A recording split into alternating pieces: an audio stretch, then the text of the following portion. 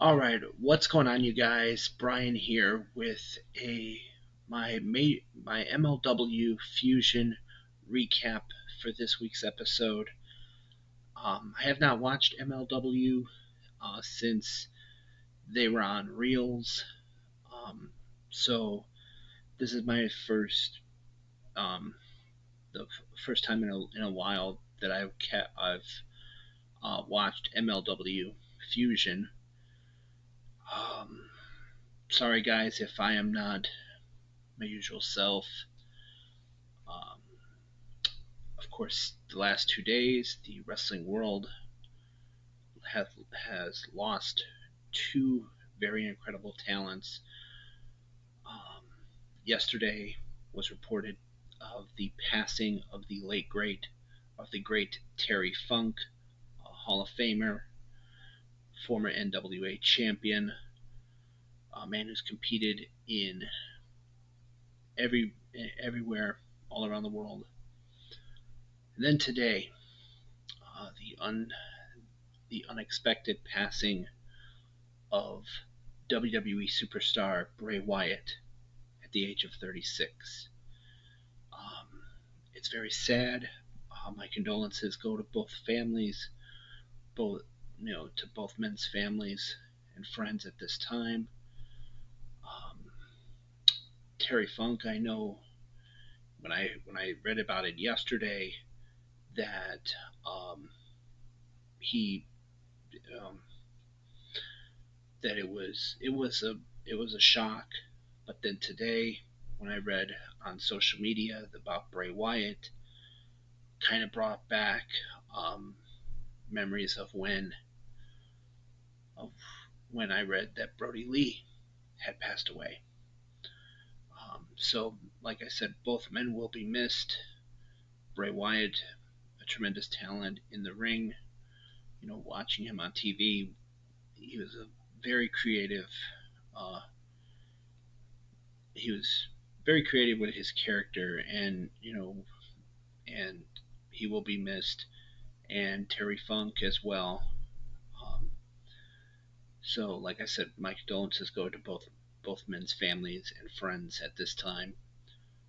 So, getting into this week's episode of MLW Fusion, the road to Fury Road, which happens on September 3rd, um, continues. The opening match was a three-way match to see who would be challenging for the MLW Tag Team Championships, currently held by the group The Calling. Uh, it was the second gear crew of the man called Manders and Matthew Justice taking on the Samoan SWAT team, Lance Anawahi and uh, Juicy, and two members of the Calling, which was Delirious and this other masked individual. And it was the second gear crew, Manders and Matthew Justice, pulling out the victory in that one. The second bout of the show was a five-way scramble match, and um, I gotta get my book here. Sorry if there's a lot of light here. Um, it was Willie Mack who will be challenging for the MLW World Championship against the champion Alex Kane at Fury Road. He defeated Nolo Catano, Ken Broadway, O'Shea Edwards, and Love Doug in a five-way scramble match. And then in the main event, it was um, it was a battle of the Samoan SWAT team versus the Calling as Jacob Fatu, the national openweight champion, took on I believe it's the middleweight champion, Akira. Also, Akira is one half of the MLW World Tag Team Champions. Um, and the match didn't even happen. It was the bell. They brawled. Security and referees came out to break it up, but then they got both men in the ring, and the match didn't even really go that long before members of the Calling got involved.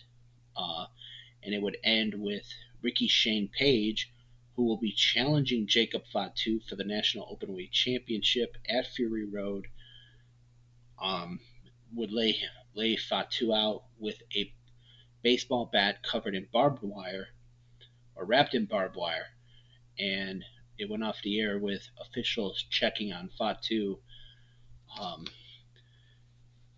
and trying to get him help. So that was pretty much it for this week's episode of MLW Fusion. I'm sorry once again if I'm not. Um, I know I don't have a lot of energy when I make these videos. I know I don't sound like I'm very cheery when I make these videos, but the shock and awe of not only yesterday reading about Terry Funk passing away, but also today reading about Bray Wyatt's unexpected passing. Um, that is really, I'm really in shock. And, both men, like I said, both men will be missed. And that pretty much wraps it up. This has been my MLW Fusion recap. As always, I am Brian, and I will see you next time. See ya.